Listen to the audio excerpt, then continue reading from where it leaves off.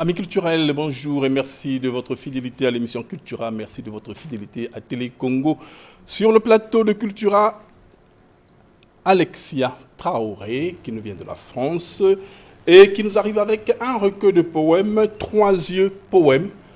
Un recueil, nous allons dire, qui a été commis à plusieurs mains et nous signalerons la présence, n'est-ce pas, la participation de Frédéric Nganga et de Lys Kiyindou. Bonjour Alexia. Bonjour, sauf Gérard. Allô, ça va? Ça va bien et toi? Merci, oui, très bien. Alexia, donc, vous arrivez avec 3 yeux poèmes, un recueil de poésie paru aux éditions L'Harmattan dans la collection Poésie. Et comme je viens de le mentionner, c'est une écriture à plusieurs mains, c'est-à-dire, vous n'êtes pas seul à commettre ces poèmes, mais il y a plusieurs mains. Il y a les mains donc d'Alexia Traoré, de Frédéric Nganga et de Lys Kiyindou. Et pour vous présenter Alexia, simplement je vais dire que vous êtes danseuse plasticienne et vous êtes auteur. Donc les différentes formes de votre écriture, la chorégraphie à la poésie, et votre écriture questionne le corps, la relation à l'autre, la mémoire intime et collective, et il faut aussi dire l'être féminin. Vous explorez la construction de l'identité humaine en une polyphonie visuelle et corporelle. Et également, vos performances sont des passerelles entre plusieurs cultures où la poésie est au cœur de la danse. Et vous partagez votre vie, vos créations, n'est-ce pas, entre 3 pays. Et je cite la France, je cite la Côte d'Ivoire et le Congo. Et le Congo. Ben merci d'arriver au Congo. Merci à vous de m'accueillir dans cette belle émission Cultura dont j'ai beaucoup entendu parler, notamment par ma co-autrice Lys Kiyindou, qui a fait le lien et le contact entre nous lors de ce séjour à Brazzaville. Alors oui, j'ai le plaisir d'avoir partagé une aventure d'écriture pour ce recueil 3 yeux poèmes avec Frédéric Nganga et Lys Kiyindou, qui sont des poètes que j'ai rencontrés, pas dans n'importe quelle circonstance, mais déjà autour de la danse, des arts et du Congo, puisque c'était à l'occasion de mon exposition Lumière du Congo, qui reprend des photographies d'artistes de danse de Brazzaville. Et cette exposition que j'ai tissée autour de 2022 et de 2024, elle a eu besoin à un moment donné de se nourrir de textes et de poésie. Et c'est là que j'ai fait la rencontre de Lys et de Frédéric, puisqu'ils sont les co-auteurs d'une anthologie magnifique qui s'appelle « Dis à la nuit qu'elle cache son visage ».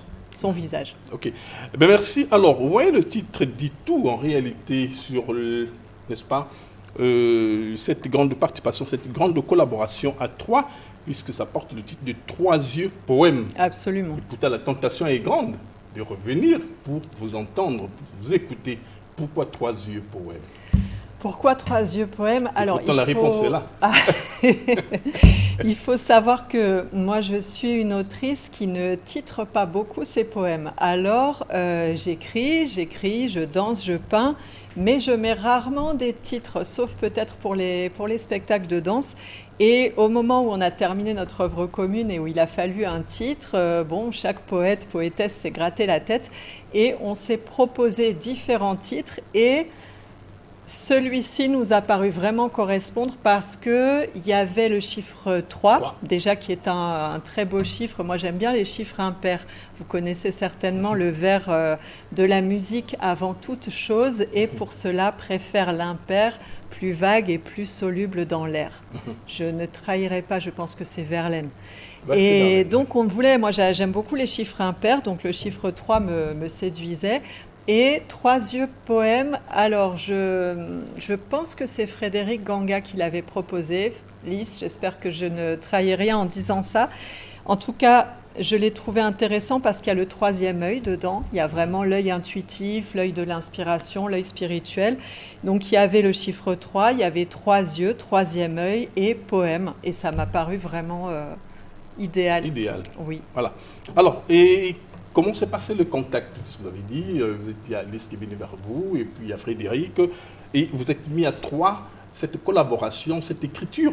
Et il faut dire la particularité, parce qu'il y a, vous savez, Alex Traoré, il y a des collaborations à plusieurs, n'est-ce pas, une écriture à plusieurs mains, mais où chacun garde l'identité dans le poème, où chaque texte est signé à la fin. Et ce sont, n'est-ce pas, des anthologies. Mais ici, la particularité, c'est que on ne sait pas qui a écrit quoi. Et donc, tout le monde, n'est-ce pas, se retrouve dans tous les poèmes. C'est vrai. Et du coup, on ne cherche pas à qui appartient ce poème, puisqu'il n'est pas signé, mais chaque texte appartient à tous les 3 collaborateurs.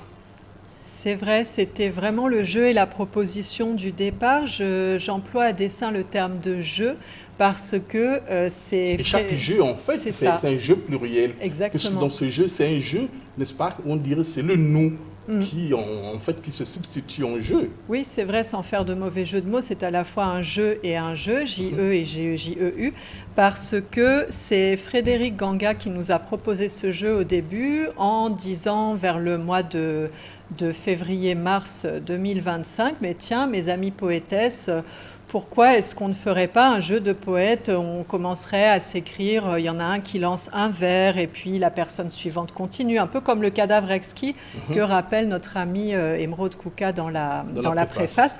Oui. Ça a vraiment démarré comme un divertissement. Et puis petit à petit, on s'est pris au jeu, c'est le cas de le dire, et on a commencé à voir qu'on tissait des ponts, qu'on tissait des métaphores et des territoires à explorer d'un point de vue poétique commun, exactement comme dans la danse finalement. Moi, je suis quelqu'un qui improvise beaucoup, et souvent en trio d'ailleurs, c'est peut-être pas un hasard. Et quand on improvise en trio, on est finalement dans un rapport d'écoute permanente du corps de l'autre, de sa respiration, de ce qu'il va nous proposer, exactement comme lors du tissage du texte poétique. Et c'est ce qui s'est passé avec Lys et Frédéric. On a petit à petit tissé des œuvres où il ne nous serait pas venu à l'idée de signifier qui a écrit quoi. L'idée, c'était vraiment d'obtenir une œuvre commune, comme vous le dites. Voilà, un texte où il y a, tout le monde s'aliène dans cette écriture et on n'a pas besoin de chercher la marque de qui porte le texte. C'est vrai. Alors, je vais vous inviter à la lecture d'un texte, Alexia, pour déjà donner cette envie et ce goût, n'est-ce pas, à nos amis, nos amis de la culture qui nous suivent, nos amis culturels. Il existe. Alors dites-nous, c'est quel texte, quelle page?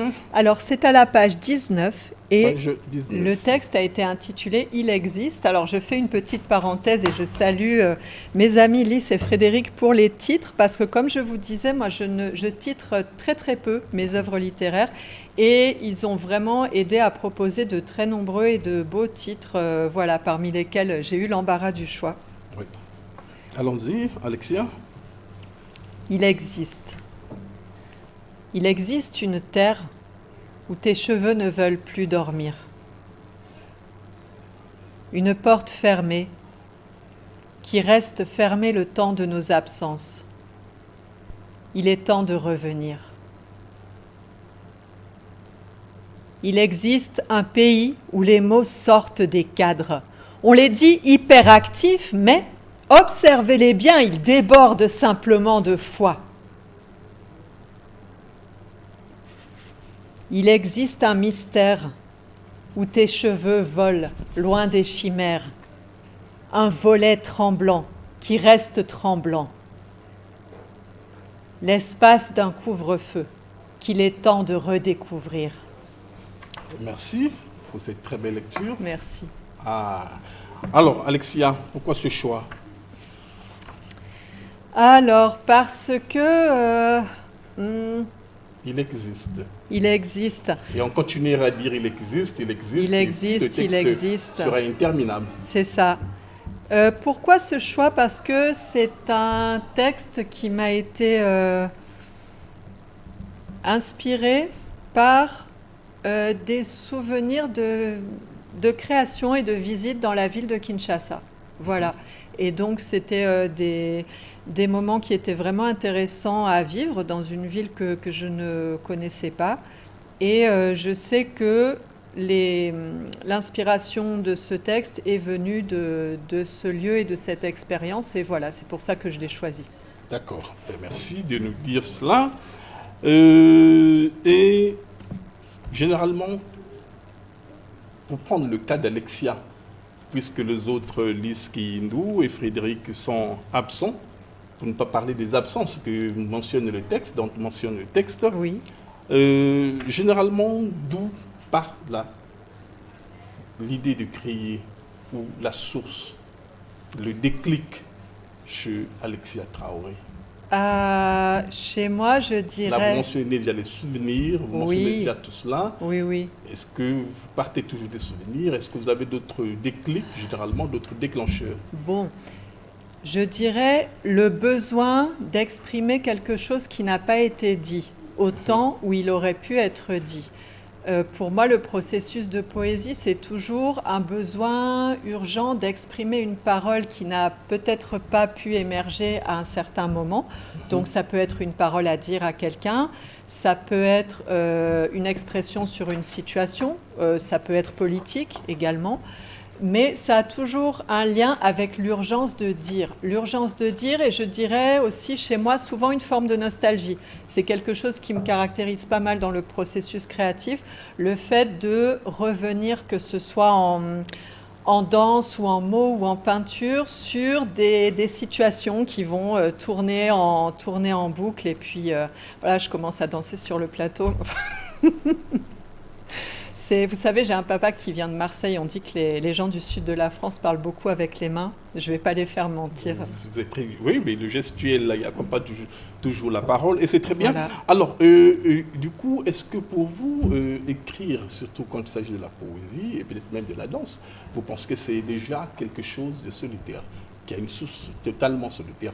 Bien sûr que le préfacier le mentionne en disant que généralement, on a toujours considéré cet acte, l'acte d'écrire, comme étant un acte solitaire, mais ici, quelque chose, n'est-ce pas, vient peut-être apporter. Et est-ce que pour vous, c'est vrai que c'est une expérience collective, mais vue individuellement? C'est très intéressant ce thème et cette question de la solitude, parce que, pour vous répondre par rapport à ce que j'ai dit avant, c'est vrai que comme l'écriture, c'est une expérience de l'intime, et la danse aussi, en ce qui me concerne, ça part toujours d'un endroit à l'intérieur de soi qui est marqué par une forme de solitude. Et ça peut aussi être en lien avec une solitude vécue, de façon souhaitée ou pas, au milieu d'un groupe social. Je vais vous citer un exemple que j'aime beaucoup raconter parce que ça me touche et c'est un souvenir lié à Brazzaville. La première fois que je suis venue en 2022, j'avais lié connaissance avec pas mal de danseurs et danseuses, mais très souvent, au début, quand je lis connaissance, en fait, je ne dis pas grand-chose. Je suis assise dans mon coin et puis j'observe, peut-être que j'invente déjà des poésies, je regarde beaucoup les gens danser, j'aime beaucoup les regarder, mais je ne parle pas forcément beaucoup.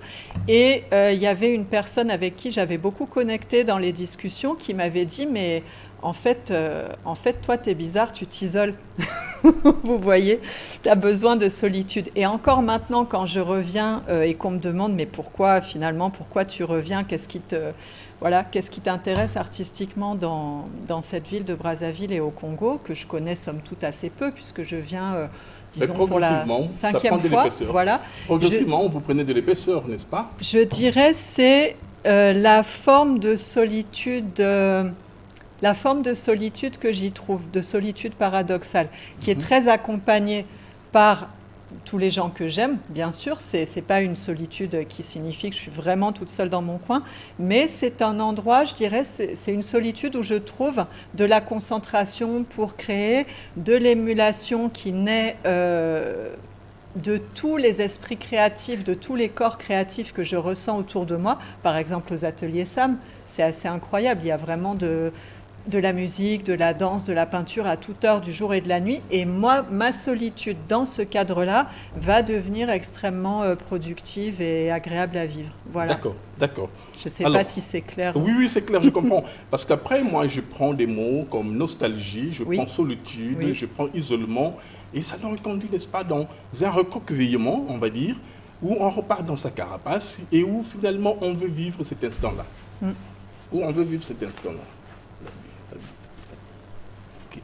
Où on veut vraiment vivre cet instant, où on veut vraiment, finalement, mais qui vous ouvre cette porte vers le partage. Exactement. C'est pour ça que je parlais finalement de solitude peut-être symbolique. Je devrais dire solitude symbolique et pas concrète, comme vous dites, dans un recroquevillement, parce que ça ouvre vers un partage permanent avec les personnes que je croise. Là, cette année, par exemple, le partage s'est beaucoup orienté vers les danses soufis que je pratique et j'ai ouvert mes entraînements quotidiens aux danseurs, peintres, plasticiens, poètes qui viennent aux ateliers SAM. Et donc, tous les jours, à partir de 8h, 8h30, oui. 9h, je suis là et entre qui veut dans le studio et vient partager. Alors, c'est chaque jour différent. Voilà. Parfois, on va plus parler poésie, parfois, on va plus tourner, danser, méditer. Oui. Mais le partage est permanent, un petit bien peu sûr, comme dans le recueil, sûr. Finalement. Mais c'est chaque acte que vous posez dans l'écriture, dans la danse, n'est-ce pas? Et dans la peinture, oui. c'est un acte de partage. Absolument. Quoique ça parte de la solitude. Et vous savez, Alexia, parlant de la solitude, j'aime toujours ce vers de Moustaki qui dit « Je ne suis pas seul, je suis avec ma solitude ». Vous voyez, c'est magnifique, je ne le connaissais pas. C'est magnifique. C'est ça. Je ne suis pas seul, mais je suis avec ma solitude. Et donc, lui et la solitude font un. Et voilà, c'est... Alors, on va vous inviter à une deuxième lecture, Alexia. D'ailleurs, je vais citer Sonny Laboutancier, son beau titre « Les 7 solitudes » de Lorsa Lopez. Oui. Voilà. Merci. Allons-y. Alors, un deuxième texte, voyons. Et nous serons à quelle page déjà? À la page 23. Page 23. Il est intitulé « À chacun l'Éternel ». Nous y sommes, allons-y. À chacun l'Éternel. Je suis dans ma maison. Je reste à la maison, sous les heures au compte-gouttes. Un peu d'ombre, un tout petit peu. Les chants de la veillée, tout le jour, toute la nuit, gloire à l'Éternel. Des pas familiers, ta clé dans la serrure. Je ne suis pas l'invité. Moi seul t'accueille dans les gestes de toujours, moi seul à qui l'on a cédé le droit d'offrir et celui de s'offrir. Quand comprendras-tu que mes mains sont le chambranle de l'aube, que les maniants obéissent à mes pas, que si je tremble, la peau tendue du rythme d'une seule vibration peut te fendre? Ne résiste pas. Le chant est explosion. De puissance, il abat les murs de la solitude, de la peur, de l'entre-soi. Gloire à l'Éternel. Offrir, s'offrir, sourire, accueillir ou souffrir. À chacun sa part, à chacun son choix. Gloire à l'Éternel. Merci. Merci. À chacun l'Éternel, oui, voilà. Alors, là, je m'en tiendrai à la dernière strophe. Oui. La strophe de chute. C'est assez intéressant, n'est-ce pas, ces vers qui accompagnent cette strophe. Offrir, s'offrir, sourire, accueillir ou souffrir, à chacun sa part, à chacun son choix. Cette ouverture que l'on crée. Il y a cette fenêtre, n'est-ce pas, qui s'ouvre. Donc, oui. Et finalement, le départ vers l'ouverture vers l'autre, il faut dire. Oui, c'est intéressant. Dans des moments de douleur. Ce sont des étapes et des ingrédients comme les épices dans la cuisine d'un plat, de la vie humaine, de tout ce qu'on va rencontrer dans nos parcours, le fait d'être dans l'accueil, dans le repli, dans l'ouverture, dans le refus, dans l'abondance. Et à chacun sa part, à chacun son choix. Alors, je ne vais pas tricher et tout divulguer, mais je peux quand même dire, il y a une chose qui m'intéresse dans cette strophe, c'est qu'elle refait le mélange entre les trois écritures, parce que le « Gloire à l'Éternel » partait d'un début que j'ai écrit. Et comme souvent dans ces processus d'écriture, parfois, Lys et Frédéric et moi, on s'est ressaisi d'une partie de la proposition initiale des co-auteurs au moment où on a fait notre part dans la versification. Et là, du coup, ça donne un refrain, ce gloire à l'Éternel, qui pour moi est très très relié aussi dans l'inspiration à ce que j'ai pu ressentir à Brazzaville, et le fait que l'espace sonore est très très habité par la spiritualité, qui est quelque chose qui est important pour moi dans ma vie, dans mon processus créatif, et différentes formes de spiritualité, différents vécus, du plus exubérant au plus intime, habitent l'espace sonore quand on circule dans la ville, et c'est quelque chose qui est ressorti pour moi dans ce poème-là, et qui vient le clôturer avec le gloire à l'Éternel, et le fait que chaque être humain a à la fois sa part de libre arbitre, sa part, et son choix, qui est le sien, ou qui est celui qui est, Voilà. on va dire, Le guidé par la respect également destinée. du choix de l'autre. C'est vrai. Ouais. Il y a ce respect, n'est-ce pas, du choix de l'autre.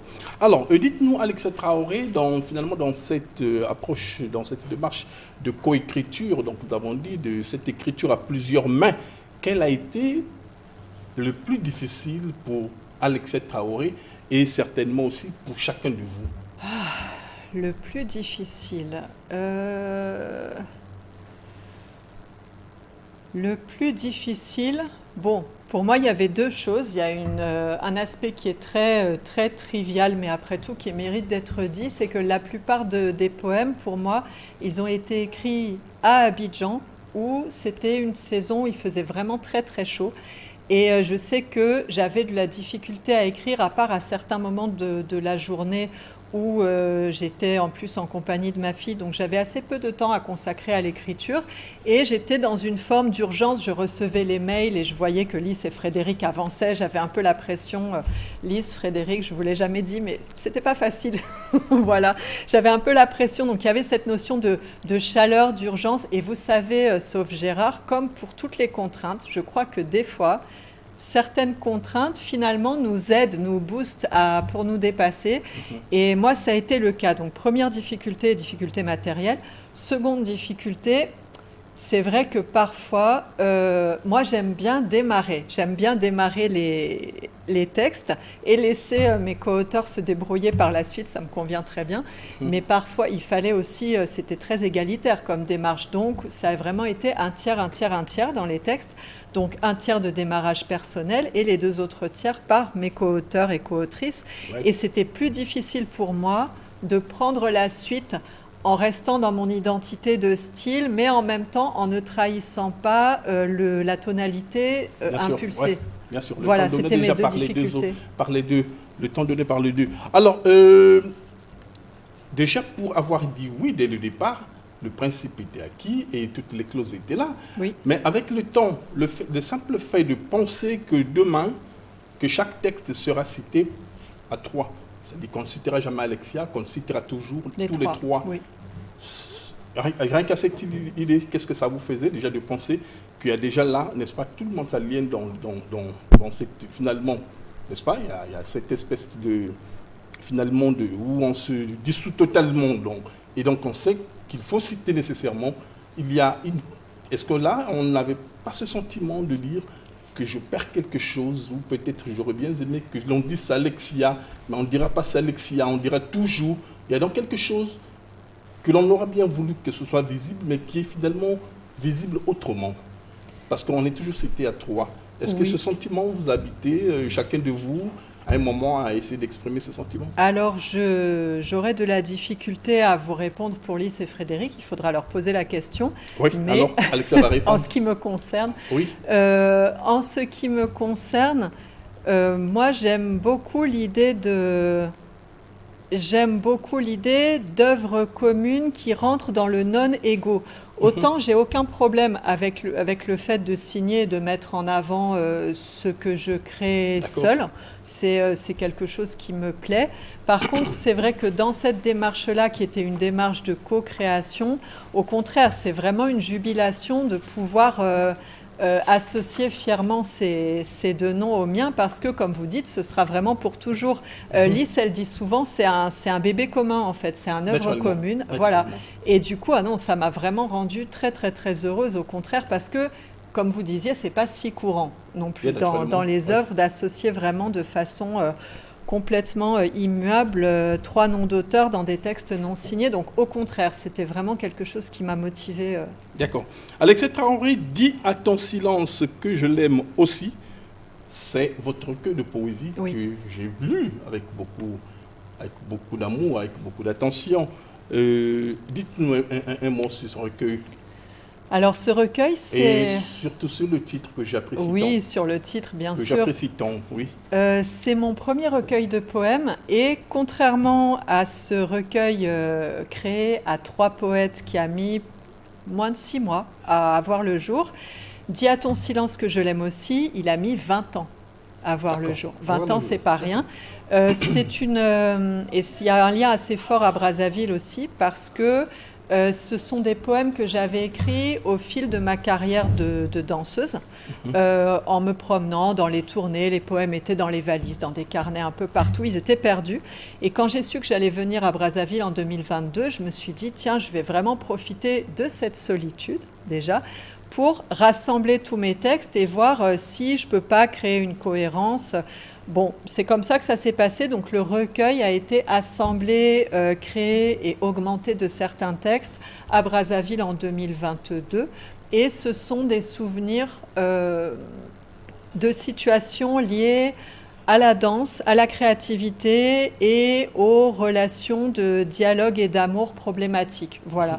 C'est sur les passages initiatiques que constituent les relations, à la fois artistiques et amoureuses. Donc c'est quelque chose qui est présent dedans. Et le titre, « Dis à ton silence que je l'aime aussi », je dirais 2 choses à propos de ce titre. La première, ce n'est pas moi qui l'ai choisi. Et je doutais un petit peu au début et après j'étais très très reconnaissante à Willy des éditions La Quinfristanaise qui m'a aidée à choisir entre plusieurs titres qui sont issus des poèmes. Donc le titre est bien de moi, c'est un des vers en fait d'un des poèmes, mais c'est pas celui que j'avais choisi au départ et je pense qu'il est mieux. Je pense qu'il est vraiment mieux. J'apprécie beaucoup ce texte, voilà. Rassurez. Voilà.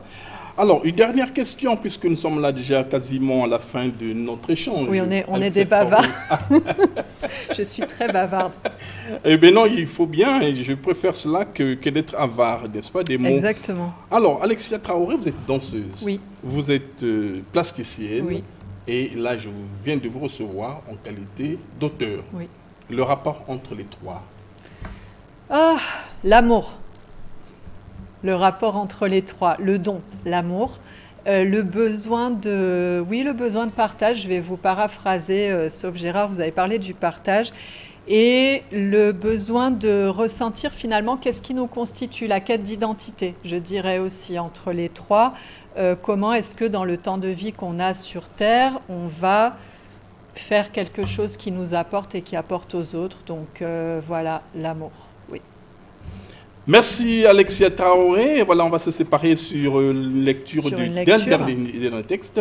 Alors pour un 3e texte, qu'est-ce que vous nous proposez?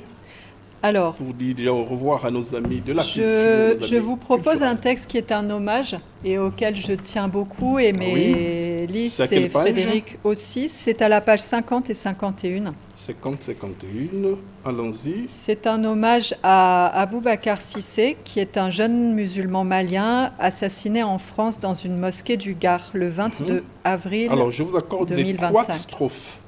Les 3 premières strophes. Ah. Voilà. Oh. Me sauve Gérard, vous ne pouvez pas faire ça. Ah ben oui, voilà, c'est on a dépassé jusqu'à ce point. Bon, voilà. Bon, d'accord, ok. Aboubacar Cissé. Mon frère inconnu, que les étoiles te réchauffent, que les nuages te bercent, que la lune referme tes plaies, que le soleil fredonne ta prière. Mon frère inconnu, que le fleuve d'amour prenne tes parents dans ses bras, que les jardins te sourient, que les oiseaux partagent ta prière.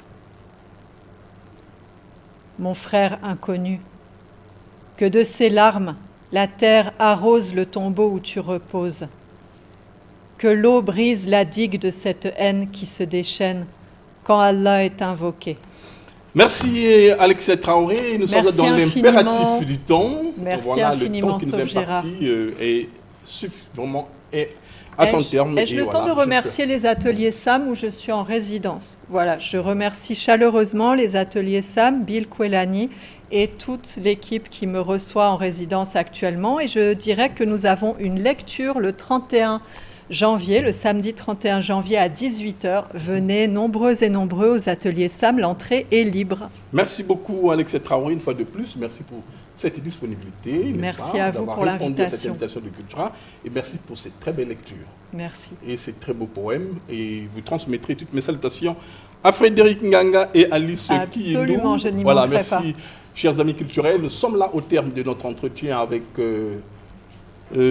Alexia Traoré. Nous vous disons merci et à très bientôt. Très belle journée dans vos foyers respectifs.